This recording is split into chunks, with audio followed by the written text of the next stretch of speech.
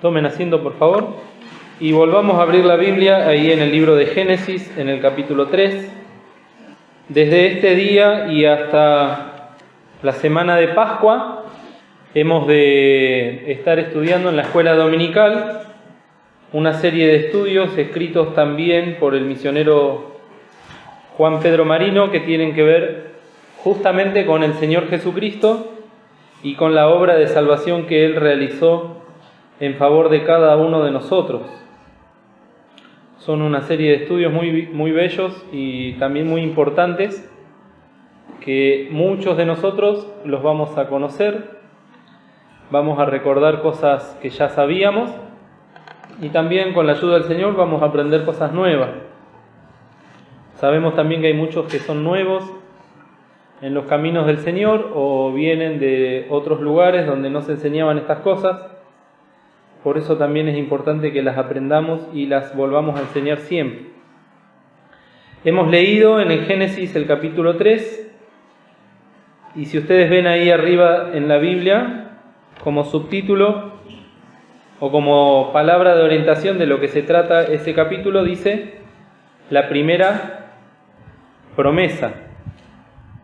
Y justamente la lección de esta mañana se titula La promesa de un Salvador, porque esto que pasó y aconteció aquí en el Génesis capítulo 3 ocurrió al inicio de la historia de la humanidad, cuando solamente había ¿cuántas personas en el mundo? Solamente 2, ¿no? Y ahora la pregunta, ¿cuántas personas hacen falta para arruinar la obra de Dios? Solamente 2. Lamentablemente lo que pasó en este capítulo de Génesis es eso.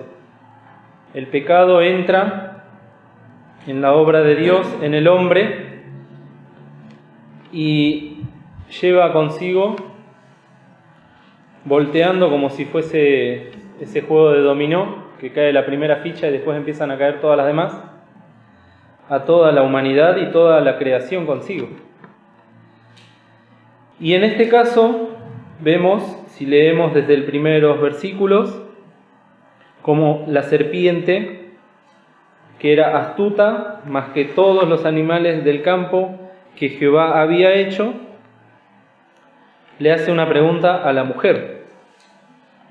Y no sabemos si todas las serpientes hablaban o solamente esa, porque detrás de esa serpiente o dentro de esa serpiente estaba el diablo, que luego en el Apocalipsis le ha de llamar como la serpiente antigua o el gran dragón, y que siempre ha engañado a los hombres.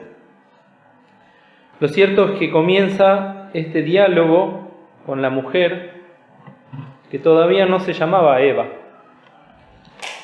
Era la mujer, era la varona, porque del varón había sido tomado. Y le hace una pregunta que es muy fuerte, porque lo que hace es poner en duda la palabra de Dios. ¿Con que Dios os ha dicho, no comáis de todo árbol del huerto?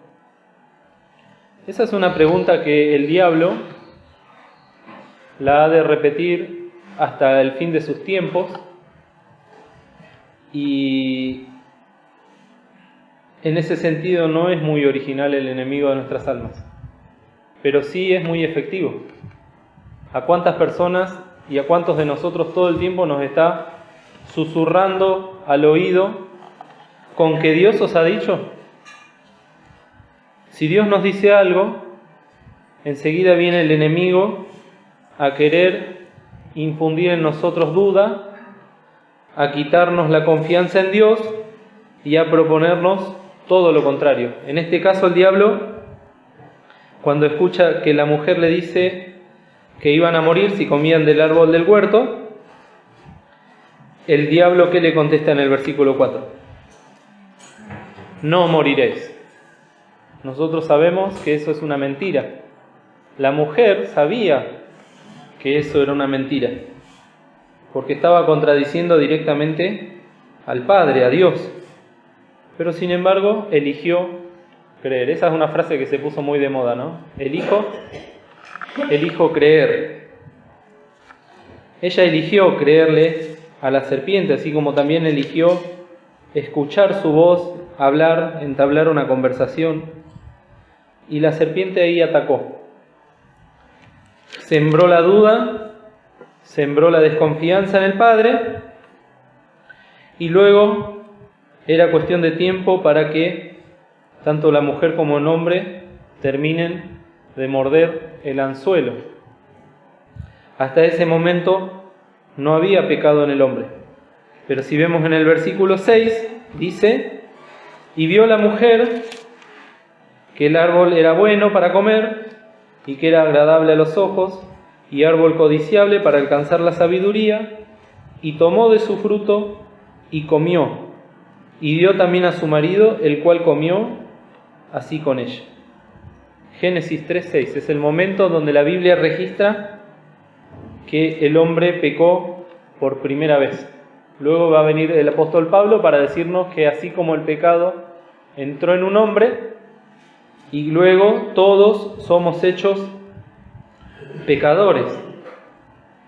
Pero esta lección de esta mañana no se concentra exclusivamente en la caída del hombre, porque de lo contrario, en ese mismo momento Dios podría haber destruido al hombre. El Espíritu Santo le reveló algo a Jeremías, que está escrito en Lamentaciones. ¿Quién se acuerda? En Lamentaciones 3. Es por la misericordia de Dios que no somos consumidos. Y eso lo vivieron en ese momento Adán y Eva, porque al instante de haber comido ese fruto podrían haber caído muertos y ser deshechos por la justicia de Dios. Todas estas cosas que estamos leyendo acá son verdaderas, esto también lo tenemos que aclarar. No son alegorías, no son fábulas, no son ideales en los cuales nosotros podemos extraer lecciones que nos pueden servir y nos pueden ayudar.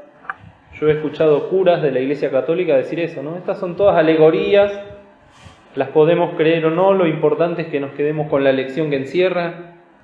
Y la palabra de Dios es verdad, todo lo que dice la Biblia es verdadero. Si no, de nuevo estamos escuchando al diablo que nos dice: ¿con que Dios os ha dicho que el Génesis es verdadero? Bueno, el hombre pecó y automáticamente dice que se escondieron.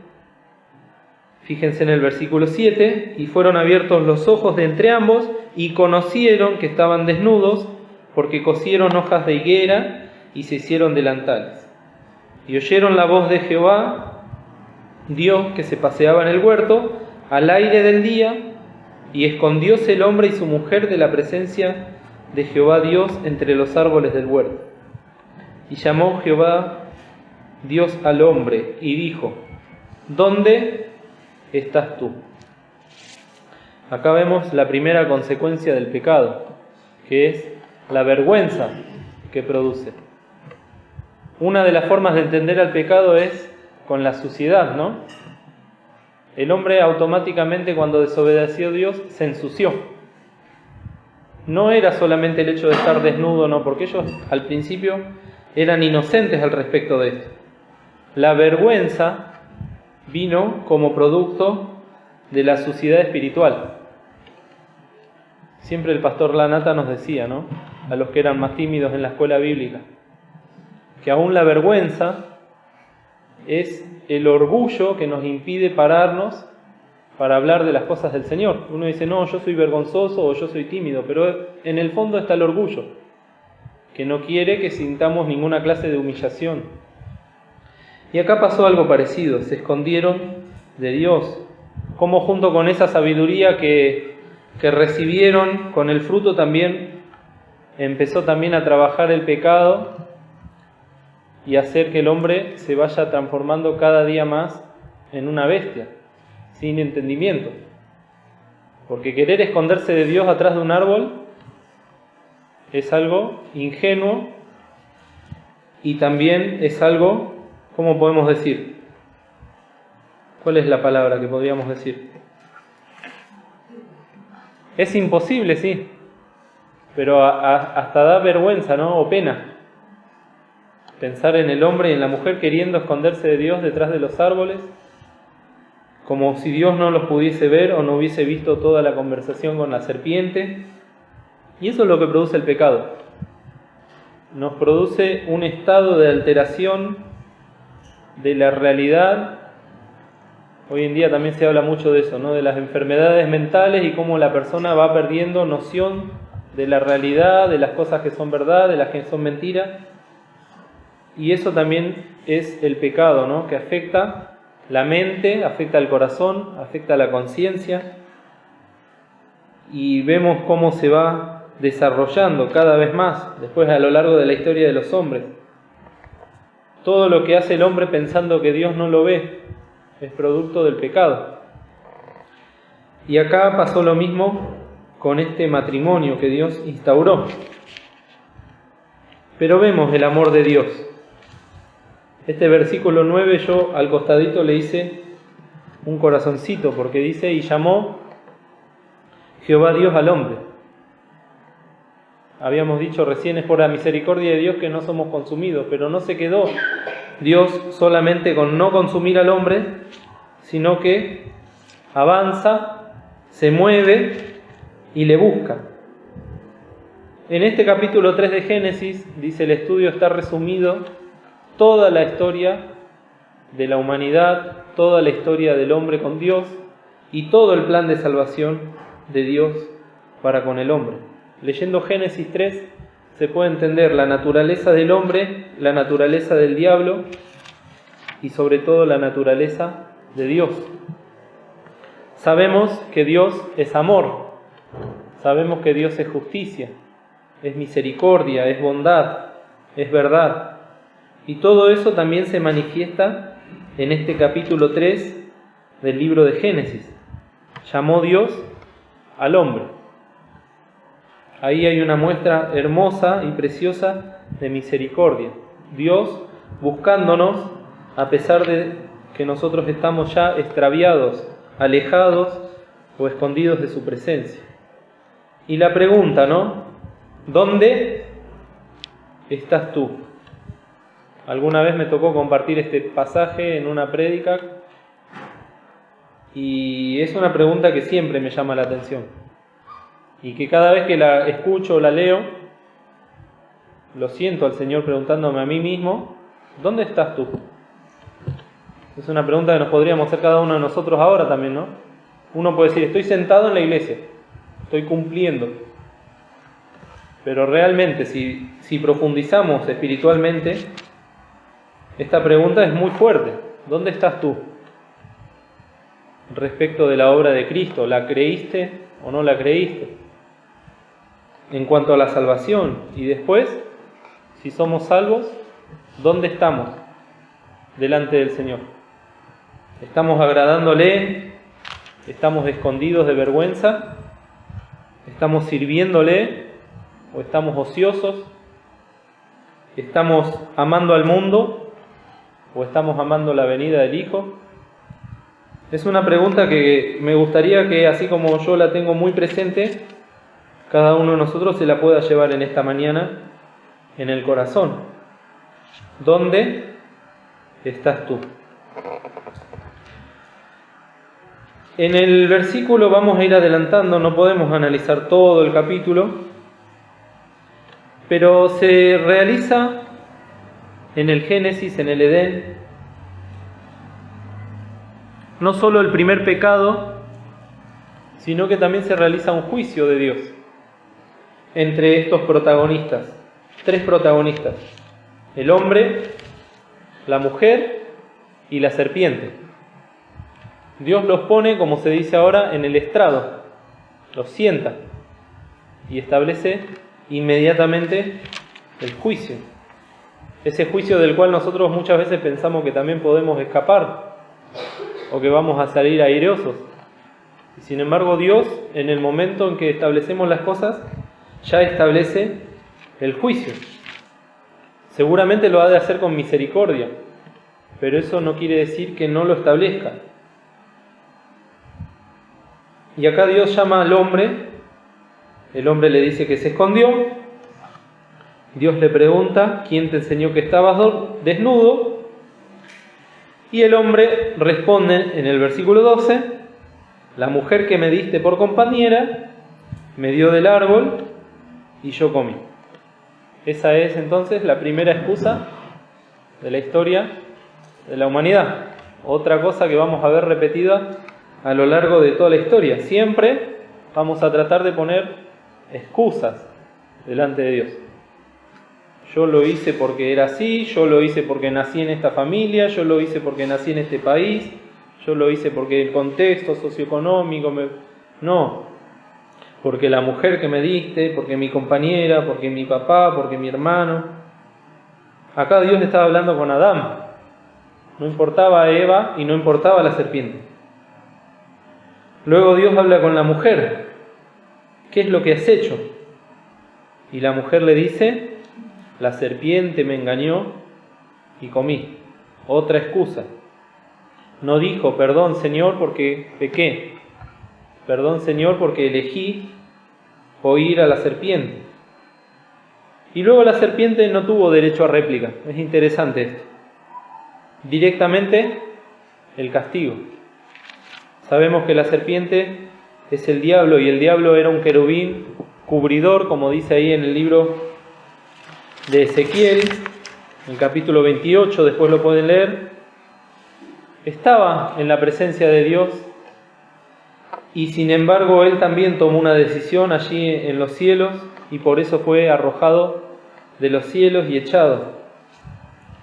Pero acá llegó la sentencia a este animal que también se dejó seducir por el diablo. Maldita serás entre todas las bestias y entre todos los animales del campo, sobre tu pecho andarás y polvo comerás todos los días de tu vida. Esto cuando estudiamos hace un tiempo, creo que fue el año pasado también, que se leyó el libro de Pentateuco y vimos el Génesis, y se entiende o se infiere que la serpiente en aquellos tiempos volaba y tenía esa capacidad, ¿no? Como también la describe en el Apocalipsis. Pero una de las maldiciones que Dios arrojó es esa, que se vaya arrastrando como símbolo de humillación todos los días de tu vida. Pero lo que a nosotros más nos interesa en esta mañana está en el versículo 15. ¿Quién lo puede leer fuerte? Y enemistad pondrá entre ti y la mujer, y entre tu simiente y la simiente suya. Esta te herirá en la cabeza, y tú le herirás en el calcañar. Gracias. Esto, Génesis 3:15, se ha dado a conocer como ¿qué? A ver, ¿quién se acuerda? ¿Enrique? ¿Cómo le dicen? El proto-evangelio. Yo me acuerdo porque a mí me lo enseñó Enrique cuando era su alumnito allá arriba. Y no se me olvidó. El proto-evangelio. ¿Qué es proto? Primer o primero.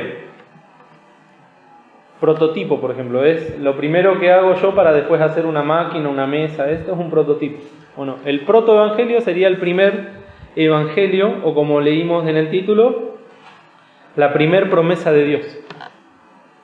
Fíjense, Dios habla con el hombre, lo escucha, le pregunta y luego establece esta promesa. Recordemos que solamente estaban Adán y Eva. Y establece no solo el castigo de Satanás, sino también la salvación del hombre y la mujer a través de este versículo que hemos leído. Enemistad pondré entre ti y la mujer, y entre tu simiente y la simiente suya. La simiente de la mujer, ¿quiénes son? ¿O quién es? ¿Y quién es la simiente del diablo? Acá hay que prestar mucha atención, ¿eh? Acá dice que hay una simiente de la serpiente y una simiente de la mujer. ¿Quiénes son los hijos del diablo? Desde que somos chiquititos nos enseñan eso. ¿Quiénes son? ¿Y quiénes son? Todos somos hijos del diablo, desde el momento en que nacimos. Porque ya nacemos con el germen del pecado. Después de esto que pasó acá, pasaron miles de años hasta que nació uno de mujer sin pecado. ¿Quién es? El Señor Jesús. Él es la simiente de la mujer. Todos los demás somos simiente de la serpiente que engendró el pecado en el hombre y en la mujer. Caín, por ejemplo, ¿era hijo de la mujer o era hijo del diablo? Espiritualmente hablando, era hijo del diablo. Ahí en 1 Juan dice que era del maligno. Caín, que era del maligno. Pero cualquiera de nosotros, cuando venimos a este mundo, tenemos la misma condición. Porque todos venimos de este matrimonio pecador. Llega la promesa de que va a haber una simiente que va a venir de la mujer, que no va a ser engendrado de hombre. Eso da por tierra todas las versiones modernistas que dicen que el Señor Jesús era hijo de María y también de ¿quién? De José. Eso es mentira. Es diabólico. Es del mismo diablo que está diciendo, ¿con que Dios os ha dicho? La simiente de Eva recién aparece en Belén hace más de 2000 años y nace sin pecado, hecho súbdito a la ley, como dice ahí en Gálatas 4:4. Después vienen los castigos a la mujer, los castigos al hombre, pero lo que se repite siempre es por amor de ti. El amor de Dios castigando al hombre, poniéndolo en su lugar y buscando que de alguna manera, o que de una manera, mejor dicho, no de alguna, el hombre y la mujer puedan resolver las cuentas pendientes con el Señor. Lo que nos deja ver este capítulo 3 de Génesis es la naturaleza humana. Una naturaleza humana que fue corrompida, porque cuando Dios hizo al hombre y a la mujer, los hizo perfectos, los hizo sin pecado. Una vez leía un librito que decía, el pecado es como un desperfecto en una máquina, pero que se puede arreglar. No, el pecado es un germen diabólico que solo engendra muerte. La paga del pecado es muerte. Y acá el hombre, al comer este fruto en el versículo 6, pasa a ser un pobre y miserable pecador. Por más que esté en el Edén, por más que esté cerca de Dios, ya Dios lo veía de otra forma. El hombre mismo se comprendió a sí mismo de otra forma. Yo me anoté Apocalipsis capítulo 3, versículo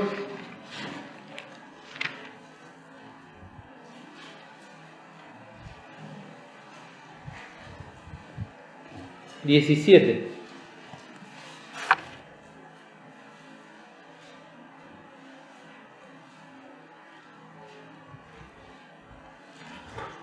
Cuando el hombre estuvo desnudo, ¿qué dice? ¿Qué dice? ¿Tejió qué? Un delantal con hojas, ¿no? Y habrá dicho dentro de sí, ya estoy vestido.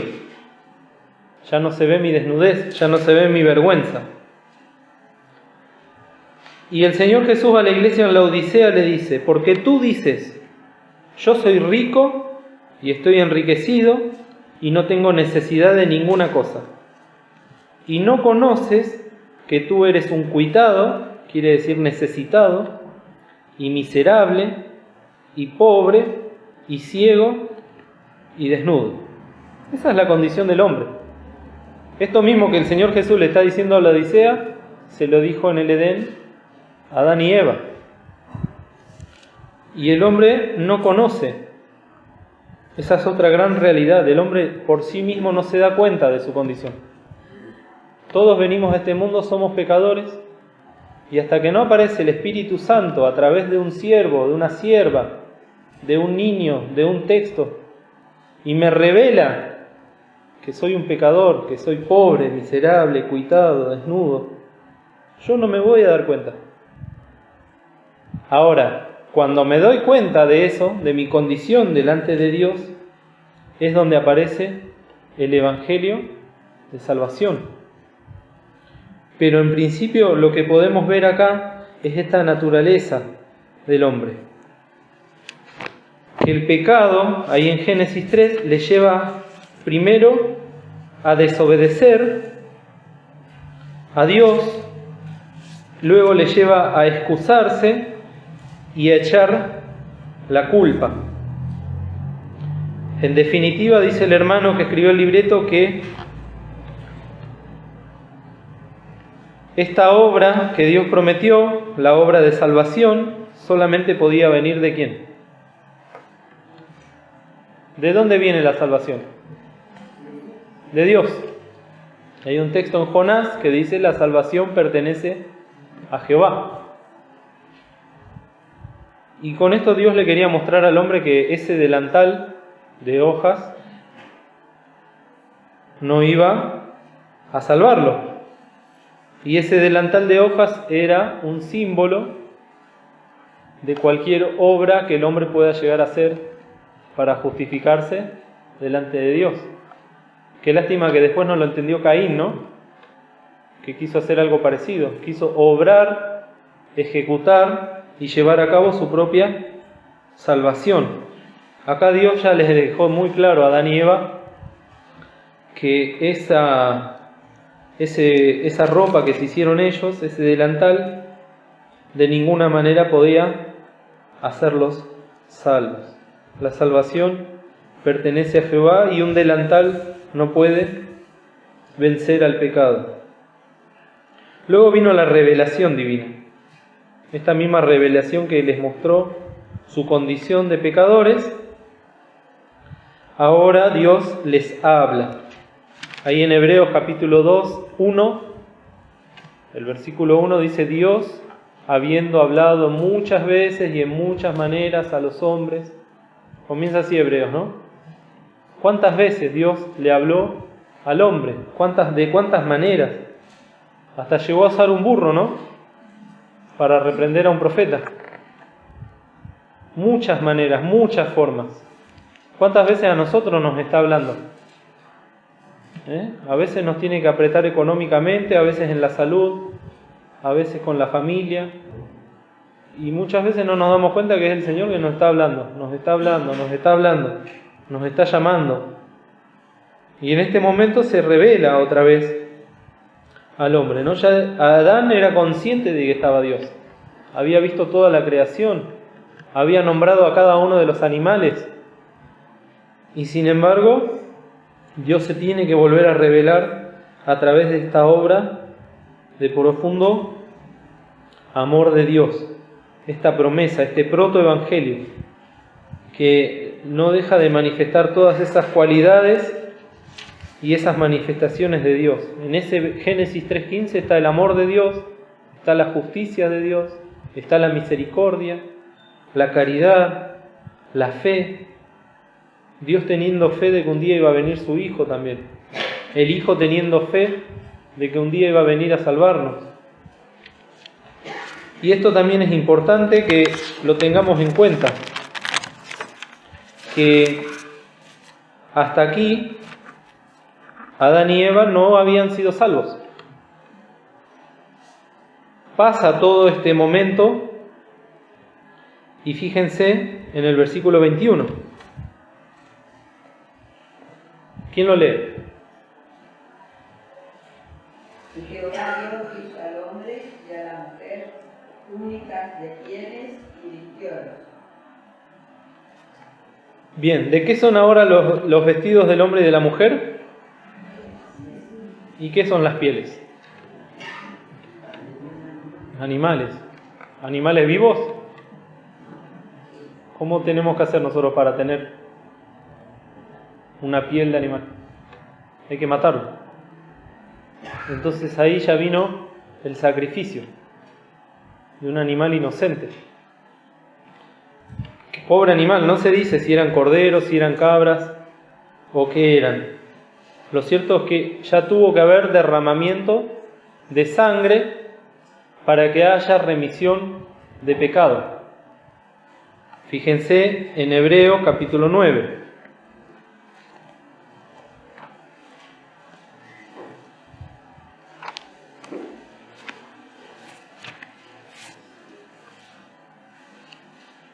Todo el libro de Hebreos habla de la sangre del Señor Jesús y de la importancia de la sangre del Señor Jesús. Pero fundamentalmente, el capítulo 9 de Hebreos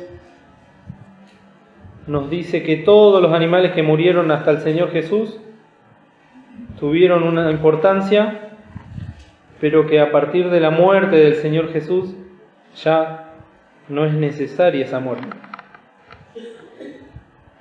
Y en el versículo 22 de Hebreos 9 dice: y casi todo es purificado según la ley con sangre. Punto y coma.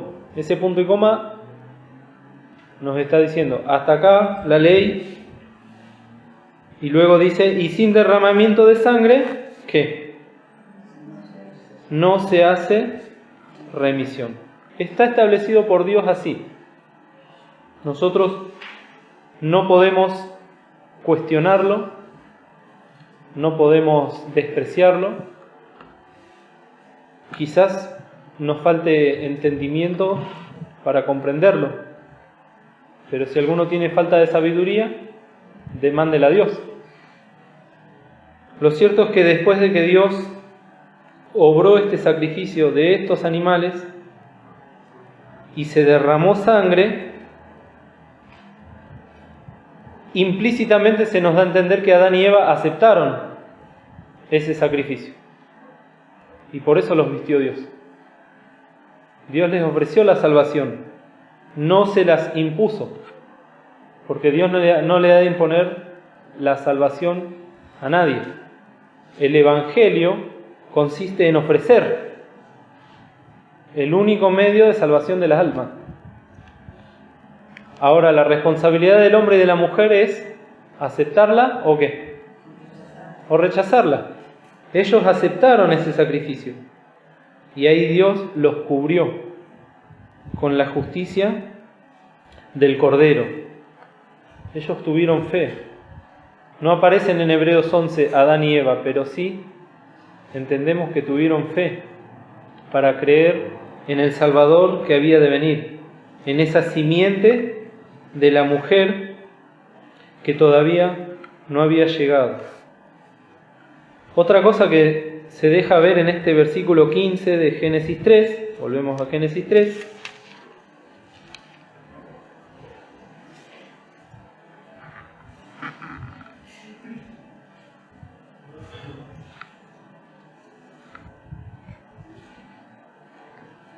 que dice: y enemistad pondré entre ti y la mujer, y entre tu simiente y la simiente suya. Esta simiente suya, o sea, la simiente de la mujer, que es el Señor Jesús, te herirá ¿en dónde? En la cabeza. Y la serpiente le herirá ¿dónde? En el calcañar. El calcañar sería el tobillo o el tendón de Aquiles, acá atrás, ¿no? Donde suelen morder la serpiente. Es muy difícil que una serpiente me muerda otra parte del cuerpo. Hablando de la herida que Dios permitió que sea infligida en el Señor Jesús allí en la cruz. Pero no fue una herida mortal, porque el Señor resucitó. Sin embargo, ahí mismo en la cruz del Calvario, el Señor estaba asestando un golpe mortal contra el diablo, contra la serpiente. Por eso dice: tú le herirás, esta te herirá en la cabeza. Dios ya estaba viendo todo el panorama, se lo estaba enseñando al hombre, el hombre estaba entendiendo lo que podía, pero gracias a Dios que quedó registrado en la palabra de Dios esa conversación. Adán se la pasó a su hijo, y su hijo se la pasó a su nieto, y así hasta que después vino Moisés y lo escribió acá en Génesis. La promesa de un Salvador y también la promesa de la victoria contra la serpiente. Por eso está todo encerrado en Génesis 3. Fíjense, Hebreos capítulo 2.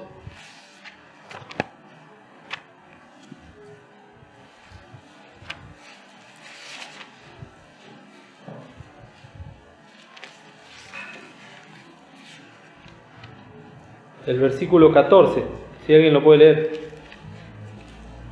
Así que por cuanto los hijos participaron de carne, él también participó de la vida, para destruir por la muerte a lo que vivía el misterio de la muerte, que es a saber, al diablo. El Señor Jesús en la cruz del Calvario destruyó por su muerte, ¿a quién? Al que tenía el imperio de la muerte. ¿Y quién es el que tiene imperio de la muerte? Lo dice bien clarito. Es a saber, al diablo. Y librar, nos liberó a los que por el temor de la muerte estaban por toda la vida sujetos a servidumbre. Qué preciosa que es la obra del Señor. Acá Pablo está hablando de Génesis 3:15 y lo está expandiendo para que nosotros podamos entender todo eso que se estaba gestando en el Edén, que se consumó en la cruz del Calvario y que ahora nosotros lo podemos ver, el panorama entero, toda la palabra de Dios a nuestro alcance. Y lo único que nos pide el Señor es que tengamos fe.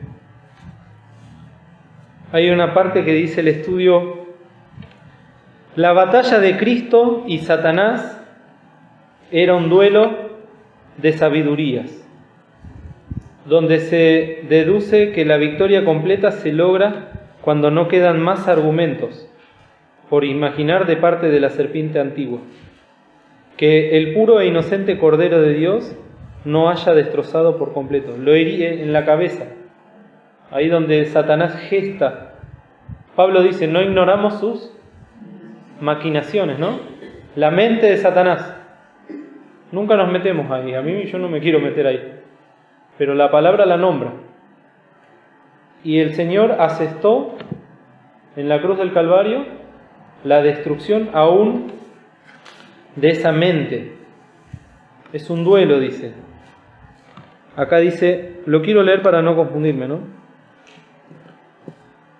El centro de la profecía, Génesis 3:15, y es interesante señalar que cuando Dios la formula, se está dirigiendo a la serpiente, pues sabemos bien que la cuestión del pecado no puede resolverse hasta que no hubiera una completa destrucción del poder del diablo, y precisamente allí es el campo donde nacen las maquinaciones del enemigo, o sea, en la mente. Dios ya sabía a dónde tenía que atacar. El diablo ya fue destruido cuando el Señor Jesús murió en la cruz. Solo resta que caiga, ¿no? Es como cuando se lastima un árbol desde la raíz y hay que esperar que termine de morir. Lo mismo pasó en este caso. Y después podríamos hablar, ¿no?, de la mente de Cristo. 1 Corintios, que termina diciendo Pablo, nosotros tenemos la mente de Cristo. Antes, ¿la mente de quién? Del diablo. Miren lo que es también para nosotros, lo que implica la obra de salvación en nuestra vida, de todo lo que nos libró el Señor.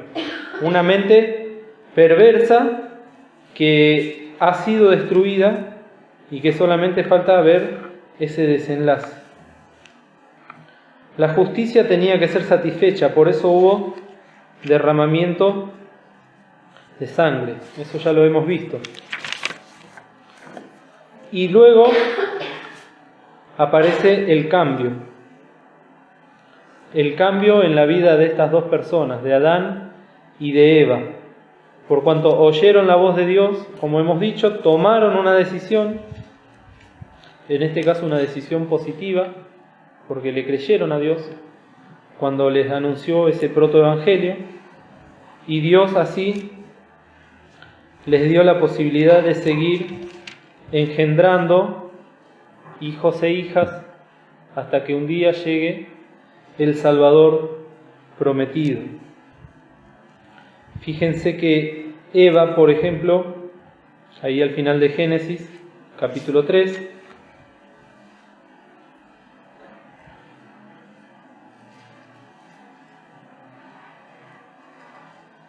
en el 4, perdón, el versículo 1,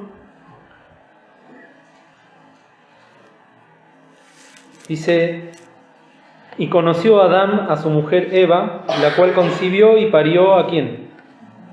A Caín. Y dijo: adquirido he varón por Jehová. A Eva le faltaba mucho todavía para aprender. Ella pensó que ese Caín iba a ser el Salvador, iba a ser esa simiente que estaba profetizada en Génesis 3:15. Tuvo que aprenderlo con muchas lágrimas, ¿no?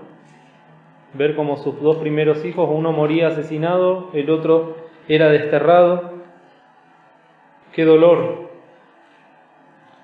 Pero después vino el tercer hijo, que se llamaba Set, donde ahí vino la esperanza y el consuelo para estos padres también. Y otra cosa que dice el estudio al respecto del castigo que recibieron ellos, Adán y Eva, es el ser desterrados del huerto del Edén. Ya ningún hombre más pudo volver a entrar en ese lugar. El Señor Jesús después menciona el paraíso cuando está en la cruz junto a los malhechores. Y Edén y paraíso es lo mismo, ¿no? Es el lugar que Dios había preparado para que el hombre viva en plena comunión con Él. Lo cierto es que el hecho de haberlos echado, sin H, del paraíso también es un acto de misericordia de parte de Dios. Porque imagínense que el hombre y la mujer, siendo pecadores, hubiesen alcanzado el árbol de la vida. ¿Qué iba a pasar? No iban a morir físicamente. Y entonces iban a estar en un estado de eternidad pecadora delante de Dios. Tristísimo ver eso. Cómo el cuerpo, la mente se va deteriorando, el alma se va deteriorando por el pecado, pero no iban a acceder nunca a la paga del pecado, que en definitiva es la forma en que Dios tiene y que es perfecta para arreglar la cuestión del pecado. Ahí en Pedro dice, ¿no?, que cuando uno muere, cesó de pecar. Muchas veces vemos con tristeza la muerte, pero en realidad es la forma en que Dios tiene en su amor, de que dejemos de pecar y que después vengamos nuevamente al mundo con un cuerpo restaurado, santo. Esa también es una lección que me queda a mí de este capítulo, ¿no? Esa misericordia aún en la muerte del hombre, porque el hombre tiene que pagar las cuentas con Dios. Y sí o sí todos hemos de pasar por la muerte física. Ahora bien, el Señor Jesús obró en la cruz nuestra salvación y nuestra redención espiritual, porque nos volvió a acercar a Dios, pero también la restauración de nuestros cuerpos. Y eso es un acto de fe. Poder creer que un día nuestro cuerpo, a pesar de que esté en el polvo, del cual salió y al cual ha de volver, ha de ser resucitado. Y ahí en Job dice, ¿no? Yo sé que mi Redentor vive. ¿Y que después qué dice? ¿Y qué? ¿Y aún desecha mi carne? Creo que dice, mis ojos le verán. ¿Cómo? Y no otro. Qué precioso, ¿no? Job. Job vivió más o menos en la época de Abraham, o quizás antes. Y él ya tenía bien clarito esta esperanza de redención de su cuerpo. Entonces, uno puede decir, ¿por qué Dios castigó al hombre? Porque lo ama y porque Dios quiere que ese cuerpo pecador vuelva a la tierra. Dios ya tiene aparejado para nosotros un cuerpo nuevo. Cuando el Señor dijo allá en la eternidad, heme aquí, envíame a mí, ya estaban pensando también en este cuerpo glorioso que Dios nos quiere dar. O sea que todas esas cosas implican para nosotros esta obra de redención encerrada en Génesis 3:15. Ella te herirá en la cabeza y tú le herirás en el calcañar.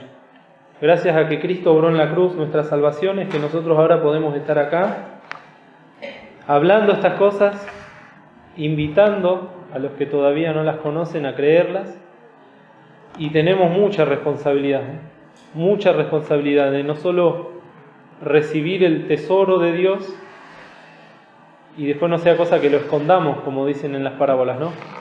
Sino que tenemos que ir y compartirlo. Sí. En Ezequiel 27 habla de huesos. Sí. Ese es una profecía también que habla de la restauración de Israel como nación, pero que se puede aplicar a la obra de restauración que Dios quiere hacer en nuestras vidas. Huesos secos, esos huesos secos vivirán. Así que hermanos, que el Señor nos bendiga, que podamos meditar en estas cosas, orar, volver a leer Génesis 3, que seguramente va a haber nuevas enseñanzas que el Señor nos va a dar. El domingo que viene, Dios mediante, vamos a ver un tema que se llama el nacimiento del Mesías. Que el Señor nos bendiga.